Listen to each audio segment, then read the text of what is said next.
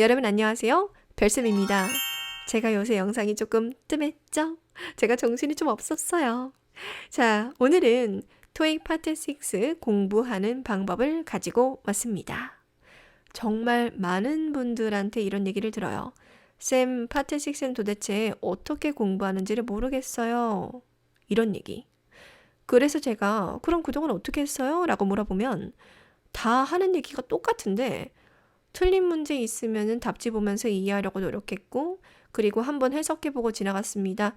이렇게 얘기를 해주는데요. 여러분, 이렇게 공부하면, 아, 성적 올리기가 정말 힘들어요. 잘 안 오릅니다. 그래서 제가 오늘은 또 야심차게 이렇게 복습하는 방법을 가지고 왔는데, 문제는 그냥 제가 설명하는 것보다 제 학생이 실제로 파트 6를 공부해 온 그 영상을 보여드리는 게 효과가 더 좋을 것 같아서 오늘은 제 학생의 숙제 검사를 받는 영상을 들고 왔는데요.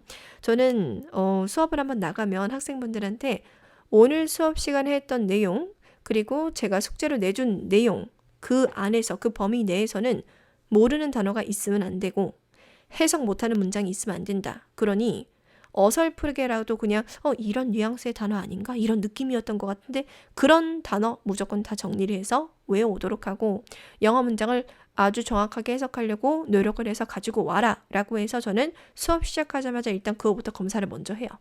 랜덤으로 문장 하나 띄워놓고 해석해보세요.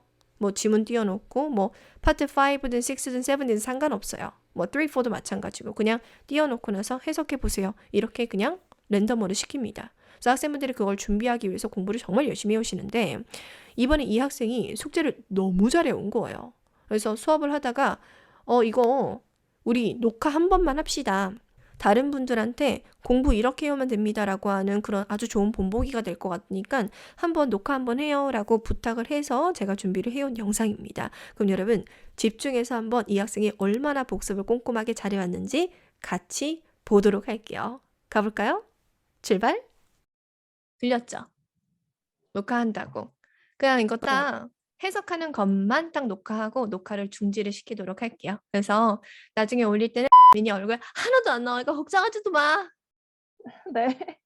너무너무 해석을 잘해가지고 시켜보는 거니까. 자, 다시 한번 해봐요. 저기 위에 제목부터 한번 해볼까? 네. 시작. 월간의 버스 이용권 직원들을 위한 한포드 코퍼레이션은 계약을 체결했습니다. 메트로폴리탄 버스 어소리티와 다음 달부터 우리의 직원들은 구매할 수 있게 됩니다. 할인된 버스 이용권을. 월간의 버스 이용권은 보통 $50입니다. 그러나 이 특별 계약을 통해서 한포드 직원들은 그들을 $30에 살 수 있게 됩니다. 이 이용권은 제한되어 있습니다. 한 달에 한 명당 하나의 버스 이용권으로. 유효한 버스 이용권은 사용될 수 있습니다. MBA의 모든 버스 라인에. 그리고 무제한 이용이 허용됩니다. 이 특별 제공을 이용하기 위해서는 한포드 직원들은 www.mba.org에 등록해야만 합니다. H30 코드를 입력하세요. 당신의 직원 아이디 넘버와 함께. 당신 또한 이용권의 가격을 자동적으로 변제할 수 있습니다. 당신의 급여에서. 당신의 지불 부서 대표와 상의하세요. 세부 사항에 대해서. 아우, 잘한다, 정말 진짜. 아우, 예뻐, 정말 진짜 너무 잘한다, 예. 진짜 버벅거리고 진짜. 아니야, 버벅거리지 않고 정말 정말 잘했고. 자, 이렇게 수업 와가지고 이렇게 술술술술 해석해 주는데 얼마나 걸려요, 시간이? 요거 하나 연습하는데? 3, 40분 정도 이거 하나를 했을 때. 요거 네. 하나 에서 3, 40분 걸리고 수업 들어오기 전에 한번 해보고 들어오죠? 네, 그냥 한번 대충 이게 음, 가볍게라도 훑어보고 한번 들어와요. 그렇지. 아, 잘했어. 기똥차. 너무 기똥차. 감사합니다. 아이고, 고생했다. 자, 이제 네. 이거 끊을게요. 아, 너무 잘했어. 네. 아우, 정말 이뻐. 영상 잘 보셨나요? 정말 해석을 너무너무 잘하죠. 저 정도까지 해와야 됩니다, 여러분. 제발. 제가 그 예전에 올렸던 영상 중에서 4월 달인지 5월 달인지 거기에 파트 7 독해하는 영상에 입으로 해석해라. 눈으로 해석하지 말고 입으로 독해 연습을 해야 독해력이 좋아진다라는 영상을 올렸는데 그 조회수가 굉장히 많이 올라가고 있더라고요. 우리가 영어 문장을 볼 때요. 눈으로만 그냥 해석을 하면 정말 대충 해석을 해요.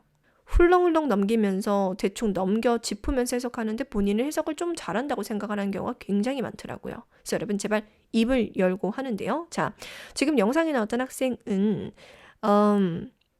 저를 만나기 전에 어떤 상태였냐면 문법이 약해서 해석의 정확도가 많이 떨어졌어요. 그래서 제가 과감하게 파트 7은 일단 하지 말자 라고 얘기를 하고 문법 정리를 해주면서 파트 5, 6만 수업을 진행을 했어요. 파트 5, 6만. 5, 6에서 많이 틀렸고 아까 전에도 얘기했지만 문법이 약하면 해석이 정확하게 되기가 힘들거든요. 제가 파트 5, 6만 수업을 나가자라고 하면 굉장히 불안해해요. 문법만 공부하면 그럼 독해는 언제 해요? 라고 하는데 여러분 5, 6 할 때 당연히 문법만 하지 않죠. 독해를 계속 시킵니다. 우리가 5, 6도 해석 못하는데 7을 해석을 한다? 말이 안 되는 소리예요. 그래서 저는 5, 6만 수업 진행했는데 이 친구의 결과는 10월 10일 날 RC 성적이 285점이었는데 제가 하자는 공부 방법에 맞춰가지고 했더니 파트 7 독해 수업 안 해줬어요. 그럼에도 불구하고 10월 24일 토익 성적에서 RC 390이 나왔습니다. 390. 여러분 내가 700점도 아직 안 나오는데 독해를 그냥 마구잡이로 막 공부한다. 성적 안 나옵니다. 파트 5, 6에 나와 있는 문장부터 정확하게 해석하려고 연습 많이 하고 나서 7 가시면 돼요. 그러면 7 독해력이 이미 달라져 있다는 걸 알게 될 거예요.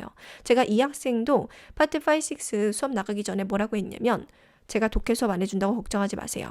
파트 5, 6를 정확하게 해석하는 연습을 계속 시켜줄 거고 그렇게 해서 영어 실력이 오르면 독해도 훨씬 더 좋아질 거다. 걱정하지 말아라. 파트 7도 지금보다 훨씬 더 좋아질 거니까 걱정하지 말아라. 시험장 가서 불안해하지 말고 파트 5, 6에서 독해를 올렸던 거 가지고 차근차근히 파트 7 할 수 있는 데까지 문제 풀고 오면 된다.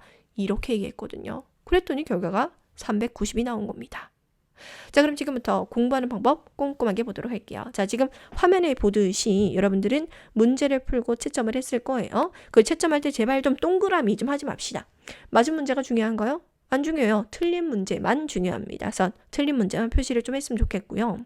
그럼 가끔씩 선생님 그러면 저는 틀린 문제가 많아서 속상해요. 아니면 누가 볼까 창피해요 라고 하는데 그럼 여러분 틀린 문제에 이렇게 짝대기 이렇게 갖지 말고 속상하니까 옆에다가 그냥 이렇게 웃음표를 이렇게 전 예전에 그랬어요.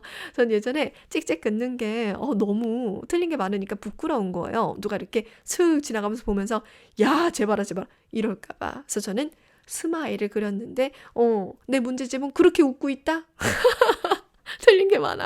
자, 여러분 어쨌든 틀린 문제만 표시했으면 좋겠고요. 자, 문제 틀렸어. 그 다음에 이제 공부를 할 때 많은 분들이 문제 풀고 채점한 걸 공부했다고 생각하는 사람들이 많더라고. 와 정말 그러지 마. 알겠죠? 그러지 말고 자, 우리는 첫 번째 일단 여기 나와 있는 지문을요. 정답을 넣어서 쓱 한번 눈으로 훑어봐요. 위에서부터 밑에까지 쓱 훑으면서 뭐를 찾냐? 모르는 단어. 내가 딱 보자마자 뜻이 빡 떠오르지 않는 확실히 없는 단어는 다 정리하는 겁니다. 가끔 저한테 무슨 뉘앙스인지는 알겠는데 이런 얘기를 해요. 뭔 소리야 지금. 무슨 뉘앙스라니. 여러분 토익 시험은 제한 시간 내에 빠르고 정확하게 푸는 거예요. 그래서 공부를 할 땐 시험 영어를 준비하는 거잖아요. 지금 뉘앙스 따질 때가 아니야. 뭘 해야 돼? 보자마자 뜻이 빡 떠올라야 돼요. 안 떠오르면 정리하는 겁니다. 그래서 눈으로 쑥 훑으면서 모르는 단어를 찾아서 정리를 해라. 두 번째, 정리한 단어를 바탕으로 한 문장씩 정성스럽게 해석을 해봐라. 여러분 이상하게요. 내가 분명 단어를 다 갖다 정리했는데도 불구하고 해석이 안 되는 문장이 생깁니다. 그래서 세 번째, 내 해석과 해설지의 해석을 비교를 하면서 문장에 대한 이해를 해라. 그래서 웬만하면 한 문장 해석하고 그 해당하는 문장 답지에서 찾아서 그 문장 한번 해석을 보세요. 그래서 내 해석과 전문가 해석이 얼마나 다른지를 봐야 돼요. 그리고 가끔씩 그런 것들도 많아요. 도대체 이 문장을 왜 이렇게 해석한 거지? 그런 것도 많아요. 그러면 주변에 좀 도움을 구하면서 왜 이렇게 해석을 한 건가요? 영어식 표현 같은 걸 배워야 될 때가 있거든요. 그래서 질문하면서 한 문장 해석하고 이해하고 또 다음 문장 열심히 해석한 다음에 또 해설지랑 비교하면서 이해를 하세요. 이게 세 번째고, 네 번째는 내가 고생하면서 하나씩 막 다 해석을 했잖아요.